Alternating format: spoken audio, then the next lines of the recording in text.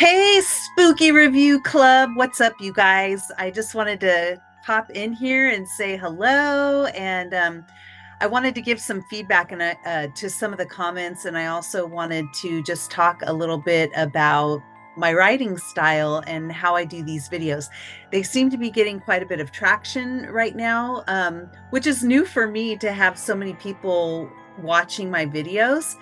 And with that comes a lot of criticisms too, but I actually enjoyed the criticisms as well because, no matter if you guys criticize me, you're helping the algorithm either way. So I think it's all good. I'm gonna have a little sip of my coffee. If you are having coffee, have a sip of yours too.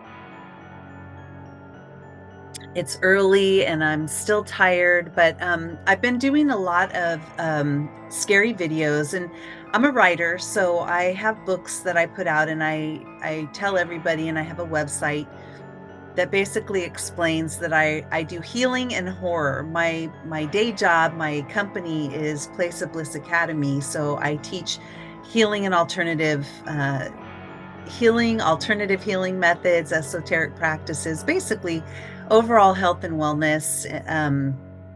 And that is my life's work. But my other life's work is writing, and it always has been. So everything that I do is also in healing. I've written books about healing too, but one of my great loves is writing horror. And I started a series called Ricopee Lane, 1377 Ricopee Lane, and it turned into a series. So book one and book two are out. Book one is right now on Audible, and book two is being recorded right now. So that's pretty exciting. And I'm about halfway or three-quarters of the way done with book three, but it's a lot of work, as you guys can understand, and it's kind of exhausting. So I kind of took a little break from book three because you have to be in the right energetic space to do it. And I'm loving what I wrote in book three, and it's going to be the final one. But I have had an aversion to going back to writing it right now. So what I wanted to do instead, and this is how these stories came about that you guys are seeing on YouTube, is that I wanted to write something and not have it attached to the mammoth amount of work that goes into actually putting a book into publication. I wanted to just kind of write a story, but in a different way, which is to just ad lib it. And so all the stories that you guys are seeing me, or that you are seeing on YouTube right now that are getting traction, are all stories that start off with one idea, and I literally hit play or hit record, and I just start telling a story and I make it up as I go. So some people have commented on, I say multiple things, or say something multiple times. And sometimes if I do that, maybe it's because I'm figuring out what am I going to say next, basically. So if your brain takes time to do that, I don't know anyone else who does it like this, but it's really fun for me because I start off with an idea, and I just have the freedom to just tell the story without worrying about having to write it all out or to edit it or any of that stuff. I'm literally just making it up as I go. Now, of course, there's work in editing it at the end. I have to take the video and edit out, any of the parts that didn't work, or basically where, any gaps and stuff like that. But for the most part, I'm doing it because I'm just having fun doing it in this organic way. And so I want to thank all of you guys for watching these stories. And the other thing that I'm really having fun with is that I'm writing these stories in first person. And this really makes it come alive and feel real. Now, I will say that some stories are true. Some stories have an element of truth to it, but they have tons of fiction. Some of them are a 100% fiction. And I'm really enjoying the people's comments about, oh my God, the supportive comments when it really didn't happen to me, but it's so believable or so outrageous or such a story said in a way that it happened to me that people are responding in that way. And I absolutely just adore it. But if you ever read in the description, you will see that it's for entertainment. It's listed as entertainment. But at the bottom of all of my descriptions, there is always something in there that tells you, some of it's true, some of it's totally fake. I just explain what it is. So if those people who are really like, is this real or not, they could literally read down in the description to see what this is. Okay. And when it is a true story, or has elements of truth in it, I might even put that in the title. So that's kind of how I do this, and I'm having a blast. I want to read to you guys some of the comments that I've gotten because they're fun. I'm going to start with the taco truck. So the taco truck seems the first one got a lot of traction, and the second one is still trying to catch up. And this is because I had to figure out how to put part two at the end of part one. I thought I did that and I didn't, so I had to go back and fix it. Um, so when I put part one up, I wanted to kind of see, is anybody going to watch part one? And when I saw it got over 400 views, I thought, okay, I'm going to take the time to do part two. And I think part two is even better because part one is like the setup. So if you didn't watch part two yet, definitely go back to watch it because it's really fun. So here's a comment. Sufi, I will be waiting for the rest of the story. I love that. Thank you so much. Um, Another one, love it. Love hearing your storytelling. Thank you so much. Let's see here. Oh, this is another one I did. It was called Violent House. If you guys didn't watch that, please go back and watch it. It was called Violent House, The Burglar, true horror story based on real events. And so it literally was based on a real event that happened to me and real people in my life, my best friend and the people that came to save the day, but I completely changed the ending. So it didn't quite end the same way, but I had a lot of fun doing that. And so I got a comment that said, I'm very sorry for what you went through. How scary. Glad you had some badass angels around your corner. Your voice changes creep me out. Love it. Another one said, I'm 9 minutes in and I can't wait for the end. LOL. I've taken the majority of oh, this is someone who's a student of mine. I've taken a majority of your classes and wondered why you had a self-defense class. Now I know why. Exactly. And that is a true story. Here's one for the taco truck. Keep up the great work. Do you write your own stories? Yes, I do. If so, great storytelling and writing. Impressive. Subscribed. Some spooky stuff, Sufi. Here's another one. I was walking my dog in the dark listening to this and with earbuds on when I heard hello in that voice and it scared the crap out of me. LOL. I love that. I know when I first did that in The Burglar, it was so creepy. And that's why I'm like, that's kind of my thing. I'm going to do these little voice changes to make it more theatrical. Here's another one. Great story and great read. Keep up the good work.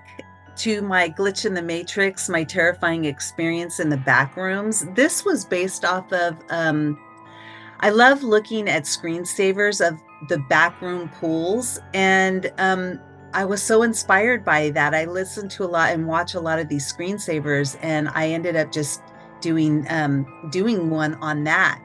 And it was really freaky. So if you haven't watched the Matrix glitch, my terrifying experience in the backrooms, definitely go watch that one. And this one said, that was scary and a trip to hell and back. No kidding. For the taco truck, very welcome change from the AI voiced stories on YouTube. Thanks. I know that bums me out too, because, and you can always tell that it's an AI at some point because they will say weird things like instead of, I don't know if I'm saying, they'll pronounce the ED instead of like heard. Well, that doesn't have an ED on it, but I don't know. They would say like here, Ed, or just, I can't think of the words right now, but you know what I'm saying? Like, then you go, oh, this is AI.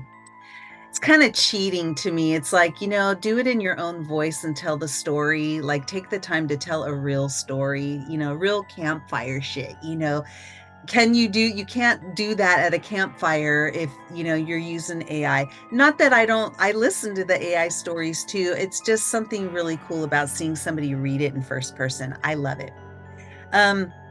Here was another funny one that I loved. So, taco truck glitch, a chilling tale of satanic rituals inside a taco truck. And this person said, good voice, boring story. Describe the lights 18 more times. And I love these comments. I just tell people thanks for being part of the conversation because their negative review actually bumped my algorithm. So thank you for that. Let me see. I know I had a couple of rude ones or just negative ones that really didn't bother me. Here's another one. She repeats herself way too much. She said that the hallway was longer than the truck like 4 times. When she repeats herself about the refrigerators, it's almost like you've talked for 20 minutes and said 5 minutes worth of things. Thank you very much.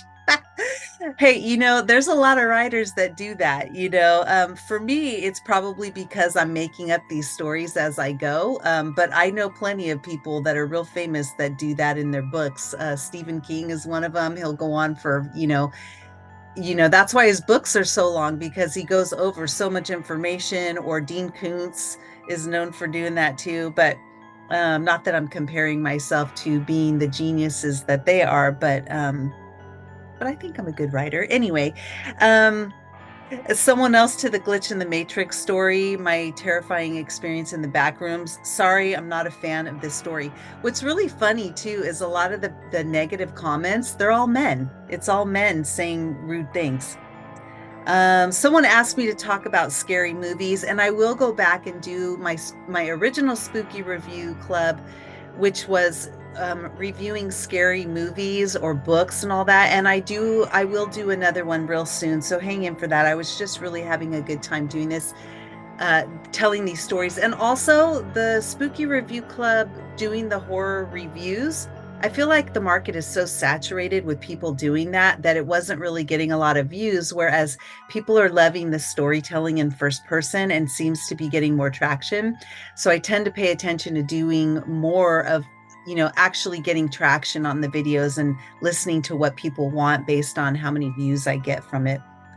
In the Bat Matrix glitch, my terrifying experience in the back rooms, this person said, imagine someone who can't swim having to deal with this. If you guys haven't listened to that, it's creepy. It's filled with, I mean, a lot of the little fears that you might have. It's creepy. And then I did my Vatican horror story, terrifying, unbelievable story. And it's the Vatican tried to kill my friend. And there's 4 parts to this. I didn't intend that.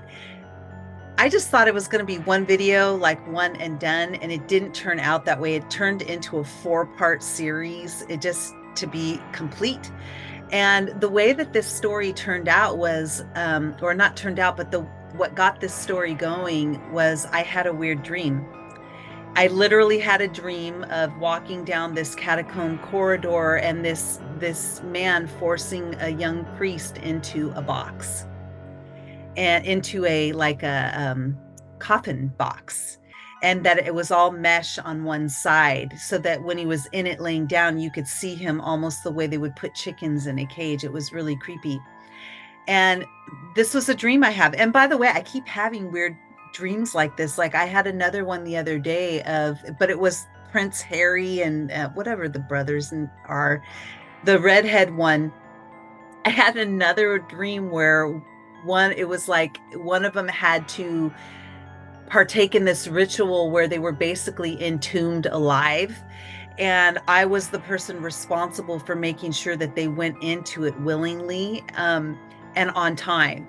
And that's all I remember from that. But I'm like, I woke up, why do I keep having these weird catacomb entombed dreams? I don't know why, but I had another one. But this is how the Vatican story started. And then I kind of also weaved in some true documentary stories of the Vatican girl that went missing, and then of course I changed it all up. But I had a lot of fun doing it, and it seemed to get a lot of traction. That one, I mean, it did pretty well, and these stories are still doing well and being viewed. And for me, I'm really excited. So I want to say thank you to all of you guys for watching these videos, and I am going to keep putting them out as long as you guys keep watching them. Whatever you guys want me to tell stories about, please comment and put these in the links below, because not only does it help the channel and it boosts the algorithm, anytime you hit like, anytime you subscribe, and every time you leave a comment, it tells YouTube to promote my video more. So even if you want to say something negative about my video, if you're saying it, it's helping the channel. So either way, and I do appreciate no matter what you say, because you're contributing to the conversation of my storytelling, and I really appreciate it either way, whether you like it or you don't like it. But if you don't like it, especially, tell me what you like. Tell me what genre you like and what you want me to write about. I would love to, on the spot, make up a story for you guys. So please let me know. And with that being said, you guys, I'm out of here. I will see you later. Stay spooky. Go to my website at SufaniWisemanGarza.com. I will put the link down below in the description. You can see all my spooky reviews there that you can binge and catch up on. And I love you guys. Thank you so much, and I'll talk to you soon. Stay spooky. Boop, boop, boop, boop, boop, boop. This is my bat, but you can't see it because it keeps cutting it out. I'll see you guys later. Talk real soon. Bye. Hey, Spooky Review Club. Let me know what you're thinking, and if you like this so far, give me a thumbs up, thumbs down, or leave a comment.